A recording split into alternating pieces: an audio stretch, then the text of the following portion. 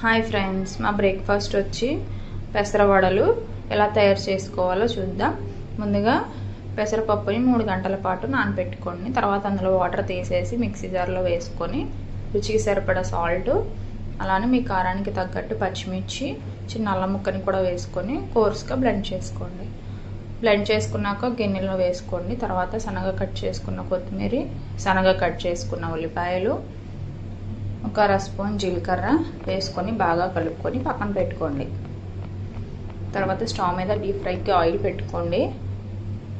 Oil కొంచెం heat అయ్యాక పిండి ముద్దని తీసుకొని వడలా చేసుకొని ఆయిల్లో వేసుకోవాలి. మనం మంటని మీడియం ఫ్లేమ్లో పెట్టుకోవాలి. ఇలా ఒక్కొక్కటిగా వేసుకొని 2 సైడ్స్ కూడా క్రిస్పీగా ఫ్రై అయ్యేంత వరకు మనం డీప్ ఫ్రై చేసుకోవాలి. ఇలా ఫ్రై అయ్యాయి కదా, వీటిని తీసేసి పక్కన పెట్టుకోండి. ఇదే విధంగా మిగిలిన వాటిని కూడా వేసేసుకోండి. ఇలా అన్నీ వేసేసుకున్నాక మంచి కలర్ వచ్చేంత వరకు మనం ఫ్రై చేసుకోవాలి. నేను వేస్తూ ఉంటే మా హస్బెండ్, మా బాబు తినేస్తున్నారు. ఇవి చాలా టేస్టీగా ఉంటాయి. మీరు తప్పకుండా ట్రై చేయండి.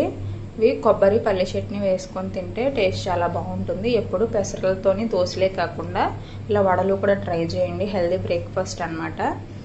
చాలా క్రిస్పీగా లోపల సాఫ్ట్గా ఉంటుంది. సింపుల్గా కూడా చేసుకోవచ్చు. వీడియో నచ్చితే లైక్ చేయండి, షేర్ చేయండి, సబ్స్క్రైబ్ చేసుకోండి. Bye bye.